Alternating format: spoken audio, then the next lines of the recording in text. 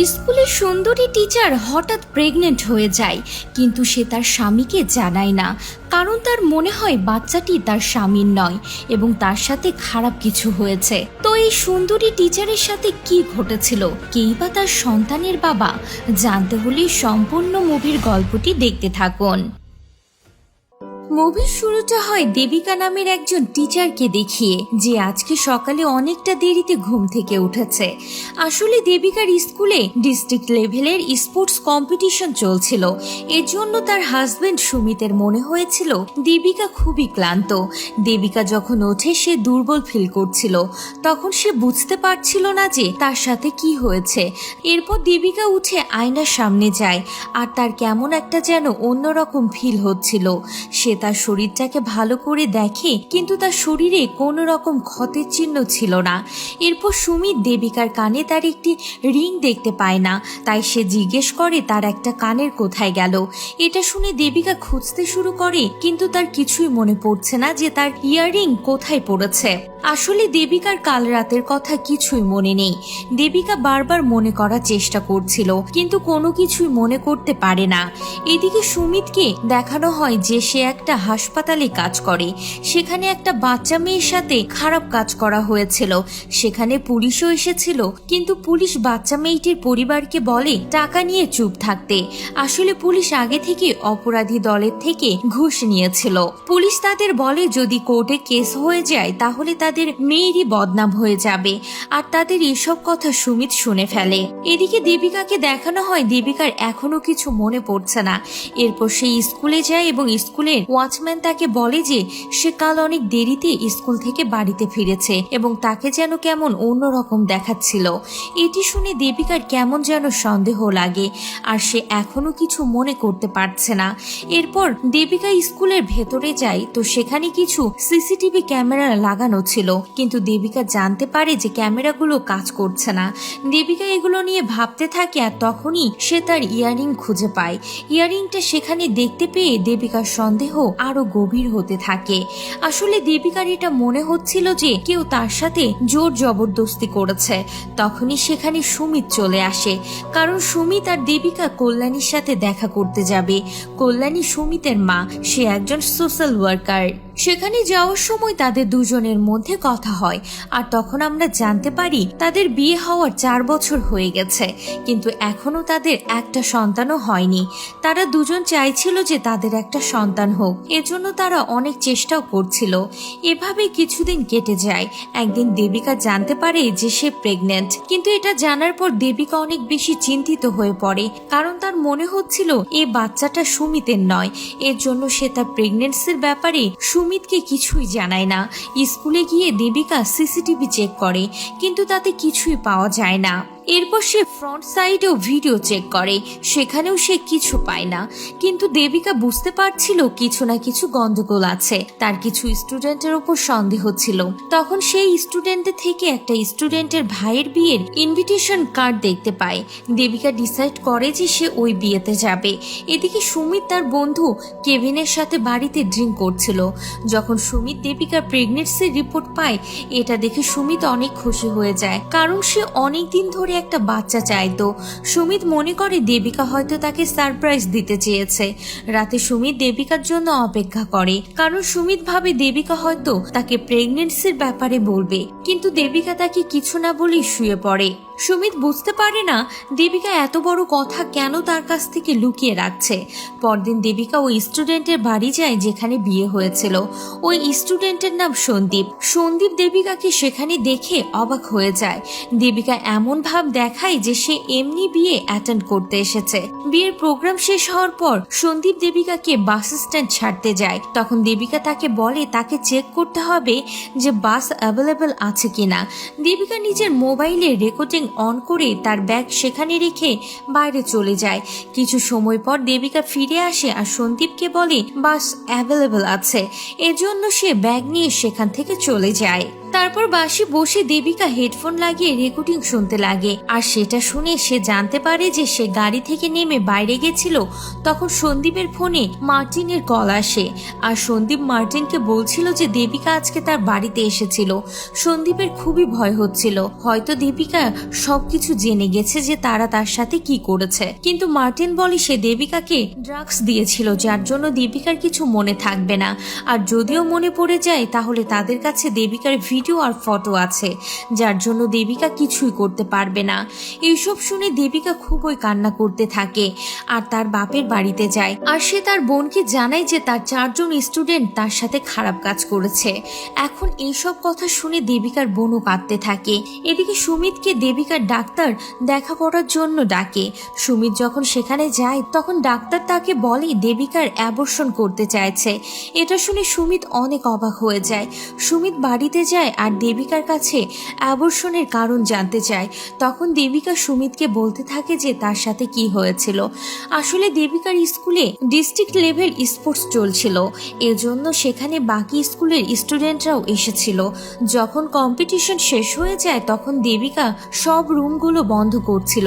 তখনই সে একটা রুমে সন্দীপ, নবীন আর তাদের আরো 2 জন বন্ধু সেখানে ছিল। দেবিকা তাদেরকে গিয়ে কনগ্রাচুলেট করে কারণ তারা জিতে গিয়েছিল। তারাও দেবিকার সাথে কথা বলে আর তাকে একটা চকলেট দেয়। দেবিকা চকলেটটা খেয়ে ফেলে আর তাদেরকে বলে এখন স্কুল বন্ধ করার টাইম হয়ে গেছে। এটা শুনে তারা হাসতে থাকে আর দেবিকা সেখানে জ্ঞান হারিয়ে ফেলে, কারণ ওই চকলেটে ড্রাগস মেশানো ছিল। আসলে এই স্টুডেন্টরা অন্য কোনো মেয়ের জন্য প্ল্যানটা বানিয়েছিল, কিন্তু দেবিকা সেখানে ফেসে গেছিল। তাই তারা ডিসাইড করে তারা ওই মেয়েটার সাথে যা করতে চেয়েছিল এখন সেটা দেবিকার সাথে করবে। এরপর তারা দেবিকার সঙ্গে একে একে সবাই খারাপ কাজ করে এবং সেখান থেকে চলে যায়। দেবিকা যখন জ্ঞান ফেরে তখন তার কিছু মনেই পড়ে না যে তার সাথে কি হয়েছে। এসব শুনে সুমিত অনেক রেগে যায় আর তাকে বলে সে যেন অ্যাবর্শন করে নেয়। আসলে সুমিত এসব কিছুর জন্য দেবিকাকে দোষী মনে করে। দেবিকা চাইছিল যে সে ওই 4 জন স্টুডেন্টের নামে পুলিশ কমপ্লেন করতে। পরদিন দেবিকা সুমিতকে নিয়ে পুলিশ স্টেশনে যায়, কিন্তু সুমিত তাকে সেখানে আটকে দেয়। সে দেবিকাকে বলে পুলিশ তাকেই প্রশ্ন করবে আর তাদের পরিবারের আর দেবিকার অনেক বদনাম হয়ে যাবে। এইসব শুনে দেবিকা কমপ্লেন করার কথা ক্যান্সেল করে দেয়। এরপর সুমিত হাসপাতালে যায় আর সেসব কথা কেভিনকে জানায়। কেভিন বলে তার দেবিকাকে জব করতে দেওয়াটাই উচিত হয়নি, এখন জব করলে তো এমন কিছুই হবে। এরপর কেভিন দেবিকাকে না বুঝিয়ে তাকে এটা মনে করিয়ে দেয় যে তার জন্যই আজ এসব কিছু হয়েছে। এইসব শুনে দেবিকা তার উপর অনেক রেগে যায় আর কেভিনকে বাড়ি থেকে বের করে দেয়। কেভিন রেগে সেখান থেকে চলে যাচ্ছিল। এদিকে দেবিকা অনেক চিন্তায় পড়ে যায়, কারণ সে ওই স্টুডেন্টদেরকে শিক্ষা দিতে চায়। দেবিকা তার শাশুড়ির সাথে কথা বলে আর তার শাশুড়ি তাকে বলে তাকে নিজের জন্য লড়তে হবে। এরপর দেবিকা সুমিতকে বলে সে অ্যাবর্শন করার জন্য বাপের বাড়ি যাচ্ছে আর সুমিতও তাকে যেতে দেয়। কিন্তু দেবিকা চলে যাওয়ার পর সুমিতের মা সুমিতকে অনেক বকা দেয়, কারণ সে দেবিকার এমন সময় তার পাশে দাঁড়ায়নি আর তাকে বোঝারও চেষ্টা করেনি। সুমিত বলে যদি তারা এমন কিছু করত তাহলে তাদের অনেক বদনাম হতো, আর এসব কিছু হওয়ার পর কোথাও না কোথাও দেবিকারও ভুল ছিল। এসব শুনে সুমিতের মা তার উপর রেগে যায় আর তাকে একটা থাপ্পড় মেরে দেয়। তার মা এটাও বলে যায় আর কোনোদিন সে যেন তার মুখ না দেখায়। যখন দেবিকা তার বাপের বাড়িতে ছিল তখন সেখানে তার সাথে দেখা করতে একটা লোক আসে, যে দেবিকাকে বলে তার বাবা খুনি ছিল না। অ্যাকচুয়ালি দেবিকা কিছু বছর আগে মার্শাল আর্ট শিখত, কিন্তু হঠাৎই তার টিচারকে একটা মার্ডার কেসে সে ধরে নিয়ে যায় আর তার এনকাউন্টার হয়ে যায়। আর এই লোকটি দেবিকার টিচারের ছেলে। লোকটি তাকে জানায় তার বাবা বিনা দোষে ফেসে গেছিল। তার বাবা কাউকে বাঁচাতে গিয়ে পুলিশ সমস্ত দোষ তার উপর দিয়ে দেয়। লোকটি দেবিকাকে একটা গিফট দেয়, যেটি লোকটির বাবা দেবিকার জন্য রেখে গেছিল। এরপর লোকটি সেখান থেকে চলে যায়। এরপর দেবিকা প্ল্যান বানায় কিভাবে সেই স্টুডেন্টগুলোকে শিক্ষা দেওয়া যায়। এদিকে সুমিত যখন হাসপাতালে যায় তখন হাসপাতালে সবাই জেনে যায় যে দেবিকার সাথে কি হয়েছে। সুমিত এটা বুঝে যায় এসব কিছু কেভিন সবাইকে বলেছে। এরপর সুমিত কেভিনকে ধরে মারতে শুরু করে, কারণ সে বিশ্বাস করে তাকে সবকিছু বলেছিল। এদিকে দেবিকা জানতে পারে নবীন একটা ক্যাফেতে কাজ করে, এজন্য দেবিকা সেখানে যায় আর জেনে বুঝে নবীনের সাথে ফ্লার্ট করতে থাকে। দেবিকা নবীনকে বলে সে একটা সেমিনারে অ্যাটেন্ড করতে এখানে এসেছে। সে কিছুদিনের জন্য এখানে থাকবে। দেবিকা চায় যে নবীন তার সাথে দেখা করুক। এরপর নবীন দেবিকাকে একটা হোটেল রুমে আসতে বলে। এখানে মণি নামের একটা লোক আসে দেবিকার সাথে দেখা করতে, যাকে কল্যাণী পাঠিয়েছিল যাতে দেবিকা ওই স্টুডেন্টগুলোকে সাহায্য করতে পারে।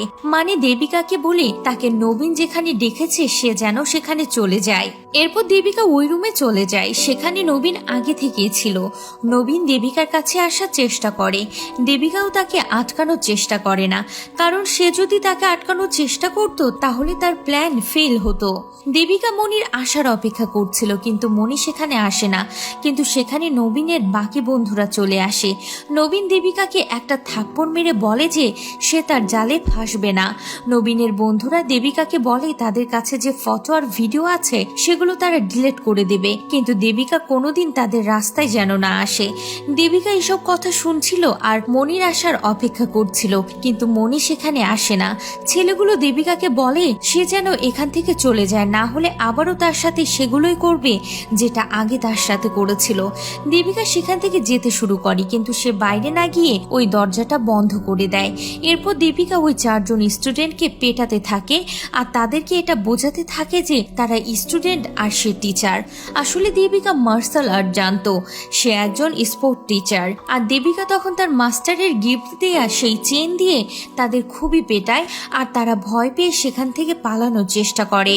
কিন্তু সিঁড়িতে মণি এসে বসেছিল। এরপর মণি ওই স্টুডেন্টগুলোকে আটকায়। মণি আবারও তাদের ওই রুমের মধ্যে নিয়ে যায় আর আবারও দেবিকা আর মণি মিলে তাদের 4 জনকে পেটাতে শুরু করে।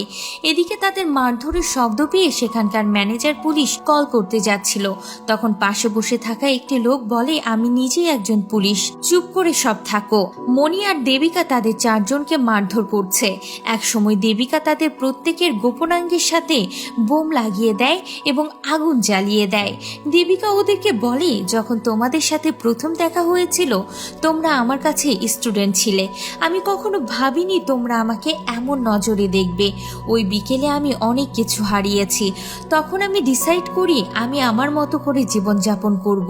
আমি এখন কোনো কিছুকে ভয় করি না, কিন্তু এরপর থেকে তোমরা বাকি জীবন ভয় কাটাবে আর মৃত্যুর আগ পর্যন্ত তোমরা এই লিসন ভুলতে পারবে না। এটাই তোমাদের পানিশমেন্ট। এরপর থেকে তোমাদের জীবন হবে আমার দান। দেবিকা তাদের মৃত্যুর ভয় দেখিয়ে তাদেরকে মৃত্যুর হাত থেকে বাঁচিয়ে দেয়, আর এটিই ছিল তাদের শাস্তি। এর কয়েক সপ্তাহ পর সুমিত দেবিকার সাথে দেখা করে। সুমিত তাকে বলছিল, এখন তোমার সিদ্ধান্ত কি? দেবিকা বলে, যখন আমার তোমাকে সব থেকে বেশি প্রয়োজন ছিল তুমি আমার পাশে ছিলে না। কারো ছায়ার নিচে বাস করার থেকে একা থাকা অনেক ভালো। আমি এখন শিখে গেছি কিভাবে একা বাঁচতে হয়। সুমিত দেবিকার হাত ধরে বলে, তুমি কি আমাকে একটা শেষ সুযোগও দেবে না? দেবিকা সুমিতের হাতটা ছাড়িয়ে বলে, অনেক ডিসিশন আমাদের ভয়কে ধ্বংস করে দেয়, আমাদের বাঁচতে শেখায়।